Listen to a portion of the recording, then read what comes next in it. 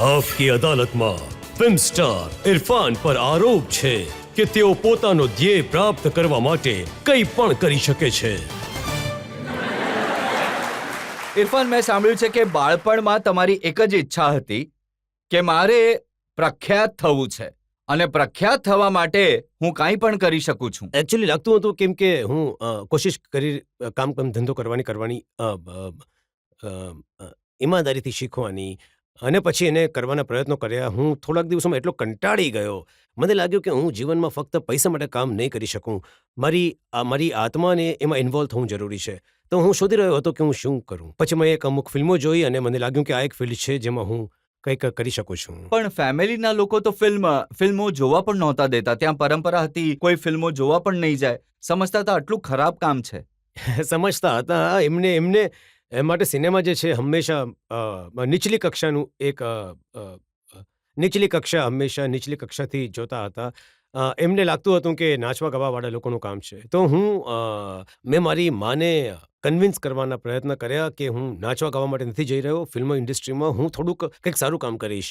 પણ એમની સમજમાં નહીં આવ્યું. એ ક્યારે માન્યા નહીં. પણ મારા અંદરનો અવાજ હતો તો મેં એને પૂરો કરવાનું યોગ્ય સમજ્યું. મિથુન ચક્રવર્તીને તમે મોટો હીરો સમજતા હતા? તમે એમની નકલ કરવાની કોશિશ કરતા હતા? કોઈએ મને કહ્યું હતું કે મારો ચહેરો મળે છે એમની સાથે, મિથુન ચક્રવર્તી સાથે. તો એમની ફિલ્મો આવતી હતી એ દરમિયાન તો એમના વાળ રહેતા હતા આવા નીચે અને એમના વાળ ઘણા મુલાયમ હતા. આવા નીચે આવતા હતા. આમ મારા હાર્ડ અને કરલી વાળ હતા. તો મારી પાસે પૈસા ન હતા તો હું વાળન શોધતો હતો કે જે વારંવાર વાળને ડ્રાય કરીને આમ નીચે કરી દે તો એને નીચે કરી આપે. તો એ નીચે તો કરી આપતો હતો પણ એ નારિયેલ જેવા વાળ થોડાક દિવસ નીચે રહી પછી આમ થઈ જતા હતા. તો એમાં મેં ઘણા ફોટા પડાવ્યા છે મિથુન ચક્રવર્તીની જેમ. બસ શાંતિ મળતી હતી કે હું મિથુન ચક્રવર્તી જેવો દેખાઉં. આજે જ્યારે ફોટો જુઓ છો તો કેવું લાગે છે? સારું લાગે છે. મને મિથુન તો આજે પણ સારા લાગે છે. હવે હું તો એમનો પાડોશી થઈ ગયો છું. આ મારી આસપાસ જ રહે છે. મેં સાંભળ્યું છે. તો હું એમને મળવા પણ જરૂર જઈશ.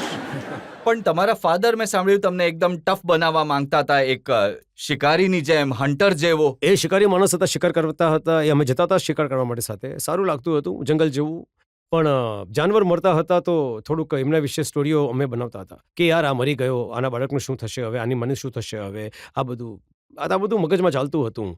એકવાર મારી પાસે એમને બંદૂક ચલાવડાવી હતી અને એક જાનવર મરી ગયો અને એની મને ઘણી જ વધારે અસર થઈ ગઈ. મને કહ્યા કરતા હતા કે અમારા ઘરમાં, પઠાણોના ઘરમાં જ એ બ્રાહ્મણ જન્મ લીધો. પણ આવા જે કડક સ્વભાવના ફાધર હતા એ પણ એમના દીકરાની આંખોના દીવાના હતા. એ કહેતા હતા કે આ આંખો છે કે પ્યાલો.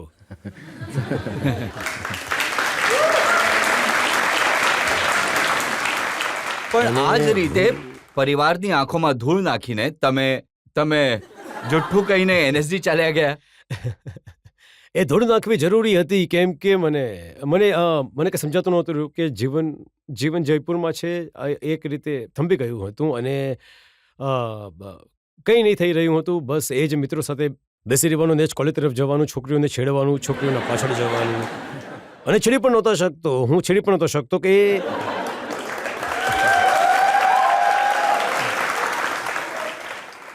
અમે લોકો બસ માર્ક કરતા હતા. બે છોકરીઓ જઈ રહી હોય એને માર્ક કરતા હતા કે આ તારી વાળી અને મારી વાળી. અને એના પછી પરસ્પર ઝઘડા પણ થતા હતા કે નહીં તો યાર ઓલી મારી છે.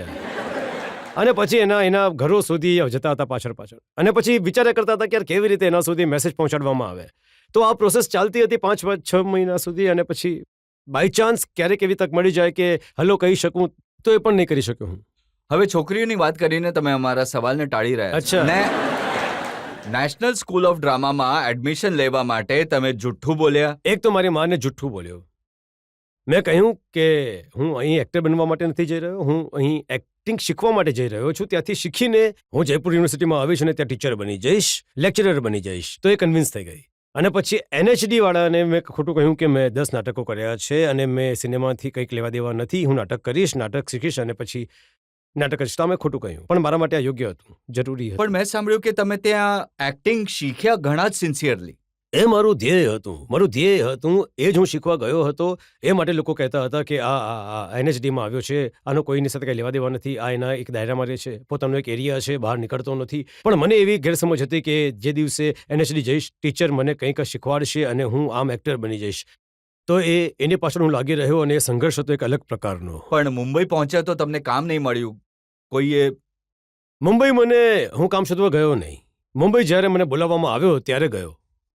આ જે ટીવી સિરિયલ્સમાં તમે એક્ટિંગ કરતા હતા, એ મને ઓલરેડી ગોવિંદ હેલાનીજીએ બોલાવી લીધો હતો. એમણે મારી સાથે 3 મૂવી કરી હતી જે અત્યારે પણ દૂરદર્શન પર આવે છે ક્યારેક ક્યારેક. અને એના પછી જ્યારે મેં મુંબઈમાં 3 મૂવી કરી તો હું ત્યાં જ રોકાઈ ગયો. પણ સિરિયલ્સ પણ તમે કેવી કરી? એક ચાણક્ય કર્યું, એક તમે ગ્રેટ મરાઠા કર્યું, જય હનુમાન. જય હનુમાન નહીં કરી. એક એપિસોડ કર્યા પછી ભાગી ગયો હતો ત્યાંથી. પણ આમાં વાંધો શું છે? સારી સારી તો સિરિયલ છે ચાણક્ય અને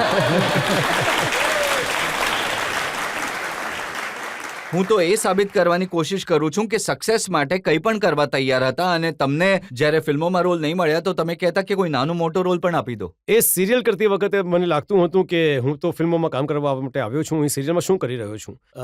અમરીશ પુરીની પાછળ ઊભા રહેવાનો પણ મોકો મળી જાય તો હું ધન્ય થઈ જઈશ. પણ એ તક મળી નહીં મને, ઇન્ડસ્ટ્રી આપી નહીં મને.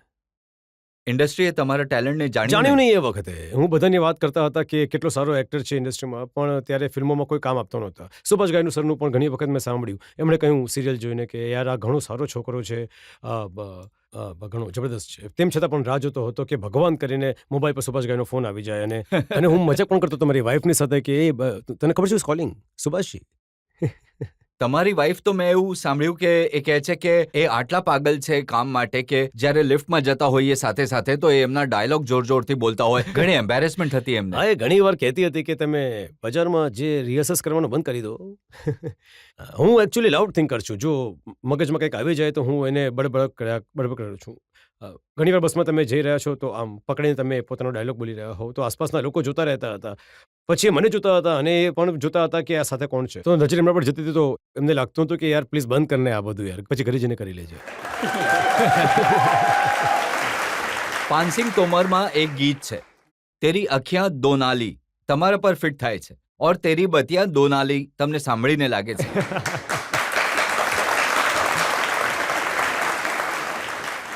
પણ એમાં રાઇફલનો ઝટકો તો નથી ને એ વાતોમાં. હા, રાઇફલનો ઝટકો નથી, પણ સારી વાત એ છે કે તમે આ આરોપની કબૂલાત કરી છે